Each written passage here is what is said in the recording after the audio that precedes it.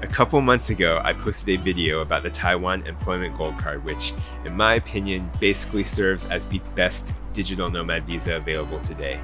In that video, I really only described the details for applicants who meet the income requirements, which at today's exchange rate is approximately $5,715 per month, which is almost $69,000 annually. So if you have an employer and you are paid a salary or wages that exceeds this amount, go watch my other video to get all the information you need. But if you do not qualify with your salary, there may be other pathways for you. I'll go over those options coming right up.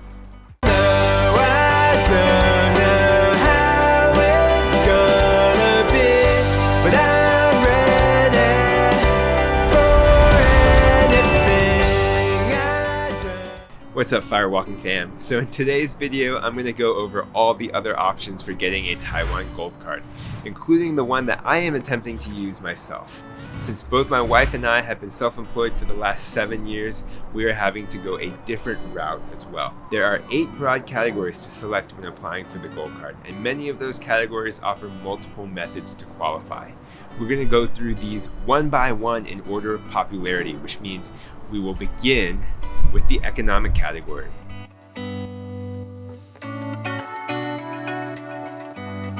In this category, there is obviously the income option, which has been the majority of recipients. It's really cut and dry. If you make the salary required, $69,000 per year, then the approval process is a formality. Aside from that though, the bar for the economic pathway is set pretty high. You'll need extensive and specialized experience or advanced technical skills or high-level certifications. I have not actually read about anyone's experience in this category who did not just meet and utilize the income requirement. Before moving on, I do want to comment that if you are self-employed, you could in fact just set up a company and begin paying yourself a salary in excess of the income requirement. This is a totally legitimate workaround, but it brings additional paperwork and potential tax implications, so it's up to you to decide whether this is worth doing or not.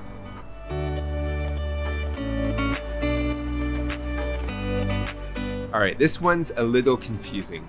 One of the official qualifications for this category is if you make the minimum income requirement. However, people who have applied in this category with the minimum income have been rejected or told to reapply in the economic category. So it is clear that this isn't, by itself, enough to qualify in tech. I have only read about a handful of successful tech applicants, and it seems like the bar is extremely high. So high, in fact, that you would expect anyone meeting those requirements to also meet the income threshold for the economic category. The successful examples I've come across only applied through the tech category because of some confusion or misunderstanding. So while they did end up getting approval, there are plenty of others who did not, and then were simply allowed to switch to the economic category. Anyhow, if you somehow happen to have an extremely impressive list of accomplishments in the fields of science and technology, and you've either been retired for the past 3 years or self-employed without a salary, then this could be the option for you. You'll want to have a lot of peer-reviewed publications, some groundbreaking patents, or highly regarded and rare technical skills and certifications to make your case for acceptance by the Ministry of Science and Technology. If you have some of these credentials, then it's worth exploring.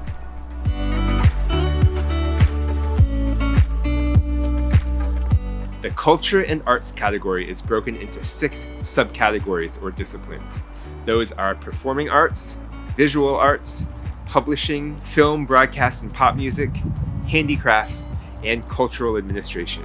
Publishing seems to refer to literature, newspapers, magazines, major mass communication mediums, things of that nature. And cultural administration is basically serving on executive staff or management for very important, internationally regarded arts and cultural festivals, events, or organizations. Across the board, the requirements that are listed are extremely high. For example, in performing arts, they expect you to have won a major international award or be a judge for a major international award. However, in all 6 of the subcategories, there is a catch-all option for qualification that simply says anyone approved by the Ministry of Culture. So I take this to imply that anyone who meets their very strict, predetermined standards will be accepted, and for everyone else, you'll need to win the approval of the Ministry of Culture. which seems purposely opaque and vague. I'm aware of several people who were accepted and several who were rejected. And I think that for most reasonably talented and accomplished, but not world-renowned artists like myself, it's going to be a 50-50 toss-up. So we'll see, and after I go through the process, perhaps I'll be able to add a bit more clarity to this. My take is that the standard is quite high, but not impossibly high.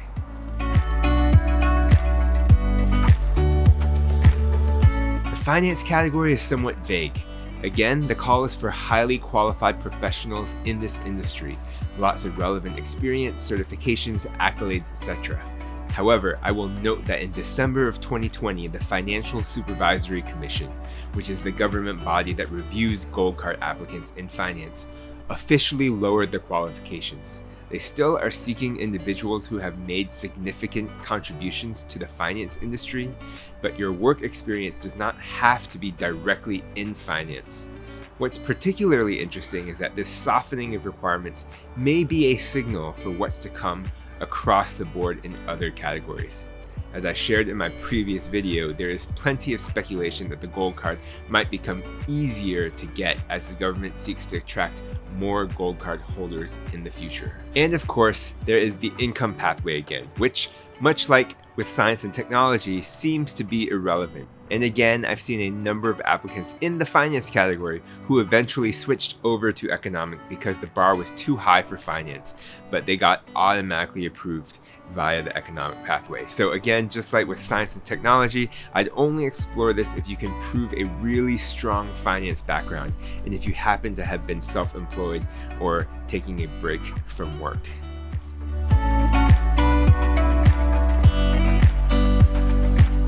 So this category is pretty straightforward and I think fairly useful.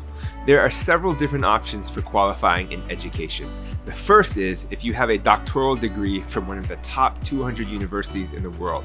This seems to be intended for PhDs and other types of academic or research doctorates. So if you have a professional doctorate like medical, pharmacy, law, which we'll get into later, you'll want to do a bit more digging on this before you apply.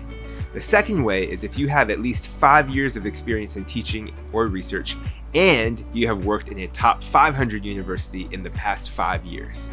The third way is if you are a Yushan Scholar Award winner, which is very specific to Taiwan. And then number 4 is the income thing again, which I have a feeling isn't really enough as a standalone qualification. So if you meet the income requirement, you're probably better off just going the economic route.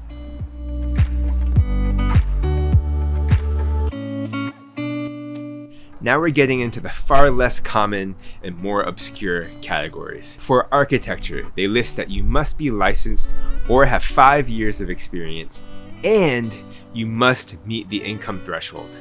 I have not heard from anyone who applied in this category, but in the summer of 2020, it was reported that there had been a grand total of 5 recipients. Anyway, you know what I'm about to say. If you meet the income threshold, then just apply in the economic category.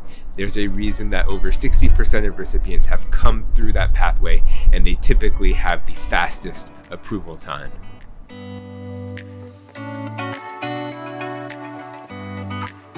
Now officially, there are 4 different ways you can qualify in this category.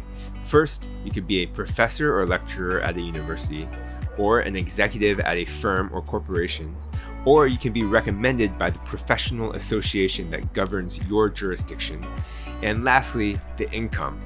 I don't know if anyone has ever been accepted through this pathway, but if you try it out, please let me know how that goes.